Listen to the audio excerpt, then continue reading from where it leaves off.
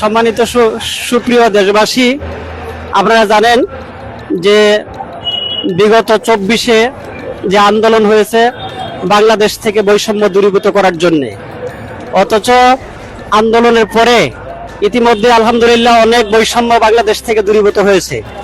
বিগত 24 জুলাই আন্দোলনের পরে আমরা ননম্পিয় শিক্ষক বাংলাদেশে প্রায় 25 থেকে 2600 শিক্ষা প্রতিষ্ঠানের শিক্ষকেরা এই ঢাকায় এসে রমজান মাসে তারা আন্দোলন গড়ে তুলছিল। এর মধ্যে শিক্ষা মন্ত্রণালয় থেকে তাদেরকে একটা কথা দেওয়া হয়েছিল, ওয়াদা দেওয়া হয়েছিল যে আপনারা বাড়ি চলে যান, প্রজ্ঞাপন জারি করে দেওয়া হবে। ইতিমধ্যে আপনারা দেখেছেন সারা দেশ থেকে ধিক্কার দিয়েছে সেই শিক্ষা মন্ত্রণালয়ের বক্তব্যকে। তারা তাদেরকে ফাঁকি দিয়ে বাড়ি পাঠিয়ে দিয়ে তাদেরকে সেই প্রজ্ঞাপন জারি করে নাই। এবং আপনারা জানেন বিগত স্বৈরাচারের দূষররা ওই সচিবালয়ে বসে বসে এই বাংলাদেশের অর্থের টাকা খেয়ে, বাংলাদেশের টাকা খেয়ে তারা শিক্ষকদেরকে ফাঁকি দিয়ে তারা সেই মন্ত্রণালয় থেকে প্রজ্ঞাপন জারি করে নাই, যার কারণে আবার পুনরায় এই বিগত 2 তারিখ থেকে সারা বাংলাদেশের শিক্ষকেরা এসে আন্দোলন গড়ে তুলেছে এবং শিক্ষা মন্ত্রণালয়ের কাছে এই দাবি ইতিমধ্যে চলে গেছে। আপনারা প্রিয় দেশবাসী, আপনারা অত্যন্ত আনন্দিত হবেন, জেনে খুশি হবেন যে বাংলাদেশের স্বৈরাচার বিরোধী সমস্ত আন্দোলনের রাজনৈতিক নেতৃবৃন্দ একসাথে শিক্ষা মন্ত্রণালয়ে গিয়ে শিক্ষা উপদেষ্টার সাথে তারা কথা বলেছে এবং তারা এ দাবি উত্থাপন করেছে যে বাংলাদেশে অনেক শিক্ষা প্রতিষ্ঠান আছে, একইবার সেই শিক্ষা প্রতিষ্ঠান অন্য শিক্ষকেরা বেতন পাবে আর অন্য এই ননম্পিয় শিক্ষা প্রতিষ্ঠানের শিক্ষকরা শিক্ষকতা করবে, বেতন পাবে না। এটা হয় না। এই বৈষম্য বাংলাদেশ থেকে দূরীভূত করতে হবে এবং এটা জোরালোভাবেই তারা রাজনৈতিক নেতৃবৃন্দ হিসাবে তারা এ পর্যন্ত তারা তাদের কাছে দাবি করেছে যে আপনারা একটি প্রজ্ঞাপন জারি করেন আর বাকি কার্যক্রম আমরা বাস্তবায়ন করব। এমনকি তারা একথাও পর্যন্ত আশ্বস্ত করেছে শিক্ষা মন্ত্রণালয়ে যে আপনারা যদি প্রজ্ঞাপন দেন, আগামীতে যারা ক্ষমতায় আসবে এই বাংলাদেশের নেতৃত্বের মানদণ্ডে তারা সকলেই রাজনৈতিক সমস্ত নেতৃবৃন্দ এখানে উপস্থিত আছে, তারা সেটাকে সাধুবাদ জানাবে, আপনাদেরকে স্বাগত জানাবে।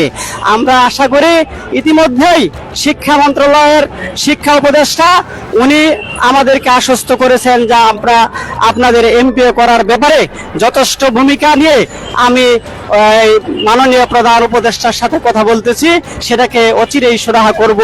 কিন্তু আবার যদি কোনো ষড়যন্ত্র বা টালবাহানা করা হয় তাহলে আপনারা নিশ্চিত থাকেন সমস্ত রাজনৈতিক দলের নেতারা এবং এদেশের সমস্ত অধিকারপ্রাপ্ত মানুষগুলো এই সমস্ত শিক্ষক এবং শিক্ষিকার পিছনে এসে অধিকার আদায়ের জন্য যে আন্দোলন এবং কর্মসূচি ঘোষণা করবে সেই আন্দোলনকে একাত্মতা জানিয়ে আমরা আগামী দিনে আমাদের সমন্বয়করা বলেছেন প্রয়োজনে শিক্ষা উপদেষ্টাকে সেখান থেকে বরখাস্ত করা হবে, পদত্যাগ করতে বাধ্য করা হবে।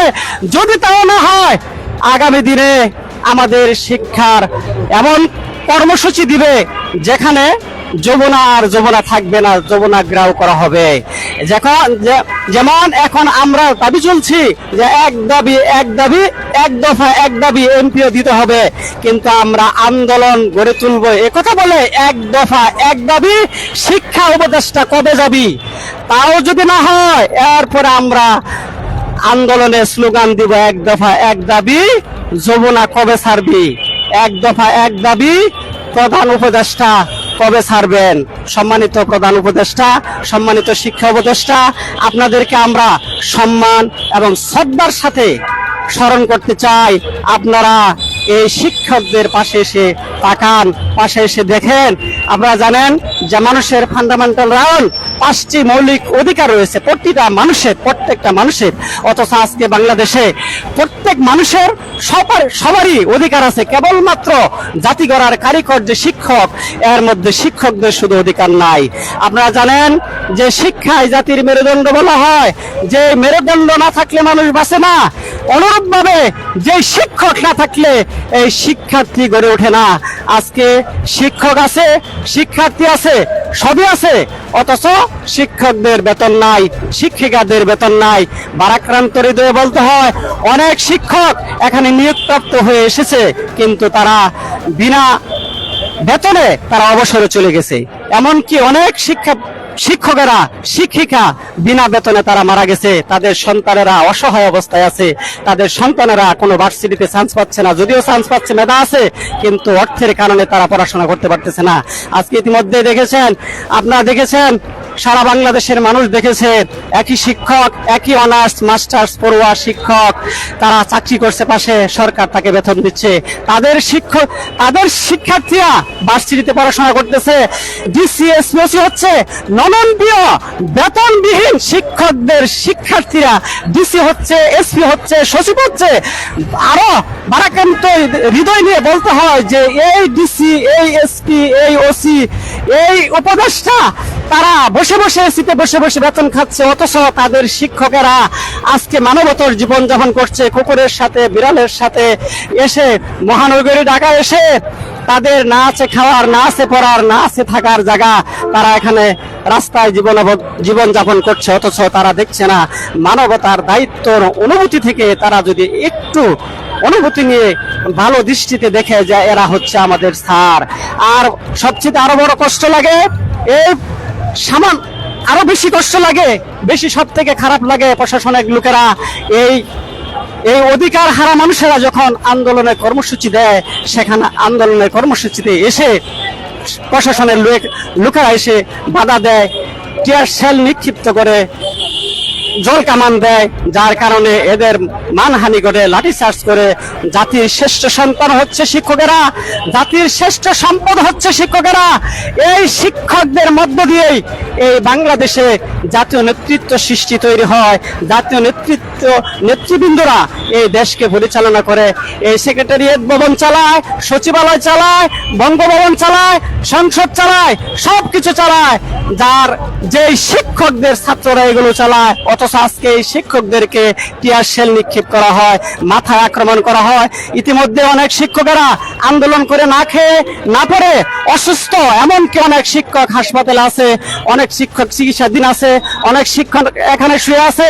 সারা দেশবাসী দেখছে বিগত 17 দিন যাবত একাধারে তারা খেয়ে না পড়ে, গোসল নাই, ঘুম নাই, খাওয়া নাই, পড়ার নাই, চিকিৎসা নাই, এমনকি তাদের পাশে দাঁড়ানোর মতো রাষ্ট্রের কোনো ব্যবস্থাপনা নাই। অথচ কথা ছিল রাষ্ট্রের 5টি অধিকার মানুষদেরকে দিবে, রাষ্ট্রের নাগরিকদের দিবে, নাগরিকদের ন্যূনতম মর্যাদা কি এই রাষ্ট্রের এই শিক্ষকের নাই? যদি তারা এই রাষ্ট্র নাগরিকদের মর্যাদার আসনেও তাদেরকে মর্যাদা না দিতে পারে, এর থেকে লজ্জাকর, এর চেয়ে দুঃখকর আর কি হতে পারে এই রাষ্ট্রের জন্য? আজকে কথা ছিল এই রাষ্ট্রের থাকার, খাওয়ার, পড়ার, চিকিৎসার সবকিছুর অধিকার দিবে রাষ্ট্র, অথচ অধিকার দিতে ব্যর্থ হওয়ার পরেও তারা আজকে এদের খোঁজখবর পর্যন্ত নিতে পারতেছে না। অথচ আপনারা জানেন, ইতিমধ্যেই গতকালকে আমাদের সর্বদলীয় রাজনৈতিক নেতৃবৃন্দ, প্রধান শিক্ষা উপদেষ্টার প্রধানের সাথে উনি কথা বলছেন, ওনারা সকালে উনি আশ্বস্ত করছিলেন যে আজকে আসবে, এসে উনি একটা সুসংবাদ দিবে, অথচ আসে নাই, এমনকি প্রতিনিধিও আজকে পাঠান নাই।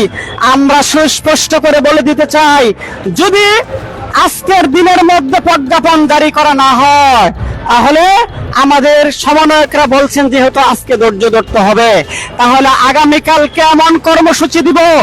আমাদের ননপ্রিয় শিক্ষা প্রতিষ্ঠানের যদি অধিকার ফিরিয়ে না দেওয়া হয়, তাহলে আমরা এই বাংলাদেশকে কোনোভাবেই চলতে দিব না, সবকিছু বন্ধ করে দিব। সামনে নির্বাচনের তফসিল তো দূরের কথা, এই রাষ্ট্রকেই চলতে দিব না, সবকিছু বন্ধ করে দিব। সেক্রেটারিয়েট ভবন চলতে দিব না, বঙ্গভবন চলতে দিব না, সংসদ ভবন তো কার্যকর হয়েই আছে ইতিমধ্যে।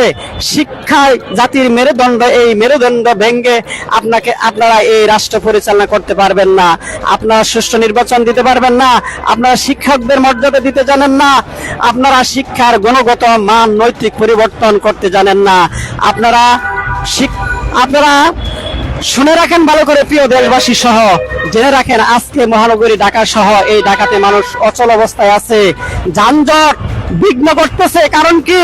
কারণ হচ্ছে যদি শিক্ষার গুণগত মান, নৈতিক পরিবর্তন করার জন্য, এই জাতির ভাগ্য পরিবর্তনের জন্য যদি কোনো চিন্তা করত রাষ্ট্রের প্রধানেরা, তাহলে আজ এই মহানগরী ঢাকা সহ এই ডাকাত অচল অবস্থায় থাকতো না।